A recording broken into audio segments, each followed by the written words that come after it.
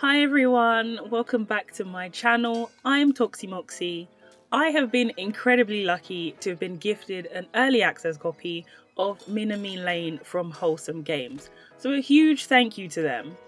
If you've not heard of Wholesome Games focuses on wholesome and cozy game news. Wholesome Direct as also developing their own games too. Be sure to check the description at the end of the video where you can find all the information for Wholesome Games and Minami Lane. I played through the demo the other week, a couple of weeks ago, and I thoroughly enjoyed it, and now I've been able to play the full game. I have to say, honestly, I love it. If you've not heard of Minami Lane or you're not familiar with the game, Minami Lane was developed by Duke and Bleep Bloop. Minami Lane will release on the 28th of February for PC and Mac. Minami Lane offers a laid-back management sim experience, where you get to create and oversee your own street, drawing inspiration from the tranquil beauty of Japan. The game focuses on developing a lively street where happiness reigns supreme. You'll embark on various missions to expand your street's population and boost the villagers' satisfaction levels. Oh, and the cats too, because there are lots of cats.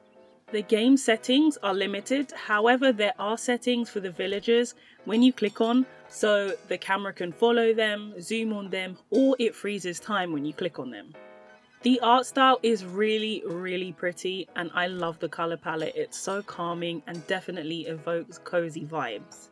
The villagers in the game are diverse, which I feel is really important for games to have diversity, especially being a person of colour myself. What I found really interesting while playing is that the elderly villagers have different tastes, so you'll need to amend your recipes and stock for them. This can mean needing 2 of one type of shop or restaurant. The game has 5 main missions, but they do actually take some time to complete.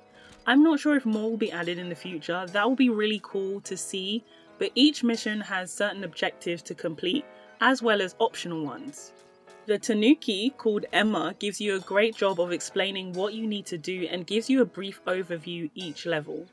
I found I was able to take my time with the game and still find it stimulating and relaxing.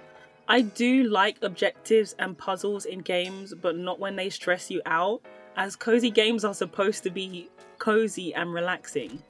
Each mission I was strategically building to make sure I would hit my objectives, and after each round I would make sure that my villagers were happy.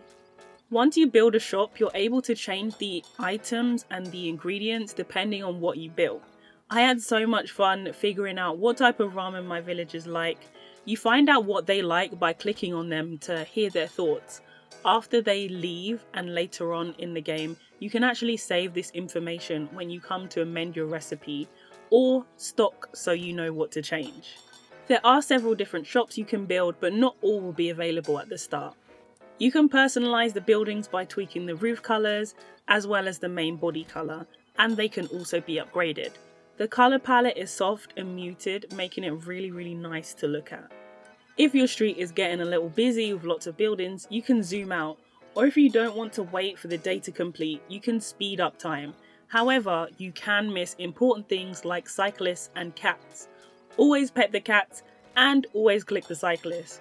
You get a little reward also, and who wouldn't want to pet the cats? But also there will be objects that turn into the Tanuki, and these can be clicked for extra money too. You've got a few key elements to focus on and improve: your cash flow, overall satisfaction, the number of villagers, and the aesthetic appeal of your street. How pretty is your street? Or in the game terms, how beautiful is your street? Having a beautiful street will attract loads and loads of cats. With the money you earn, you can invest in new buildings to enhance your street. For instance, starting a ramen shop, you get to customize your dishes, picking the ingredients, and setting the profit margin for each bowl. I noticed a spike in satisfaction when I nailed the perfect ramen recipe, and you'll know this by clicking on your villagers and they'll let you know that your shop has the perfect ramen recipe.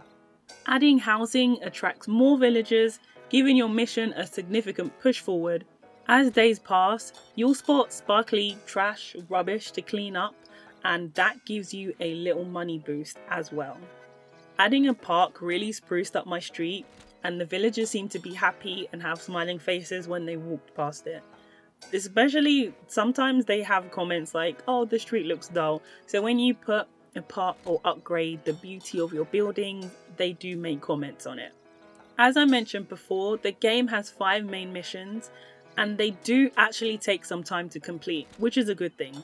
However, if you want to play Sandbox mode, you'll end up sinking so much time into the game. There are 2 options here. The first, you'll have a little bit of money, but you'll still have building restrictions, so you'll be able to build 1 building per day, just like in the regular missions.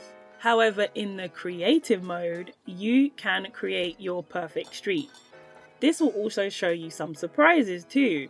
I found Doot in the game. Overall, this game has honestly been a joy to play. After trying the demo, I enjoyed it so much, and the creative mode really makes you play more by making your perfect street with the colour palette, no limitations, and you can choose all the shops that you like. If you like aesthetic cozy games that stimulate your mind a little, I would say Minami Lane is absolutely for you. I hope that you can try it out if you like the look of it.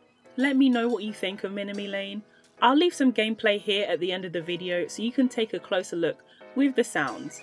Thank you so much for watching this video. Take care, bye!